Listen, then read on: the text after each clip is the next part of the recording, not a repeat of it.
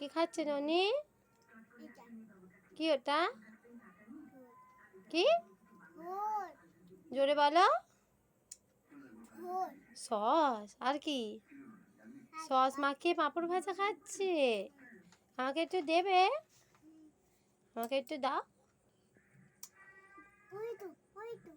ও ওই গামলিকটা আমাকে দেবে, তোমার থেকে দেবে না কেন বাবা? সবাইকে দিতে হয় তো, দেবে না? এ ওলে বাবলে দিয়েছে গো।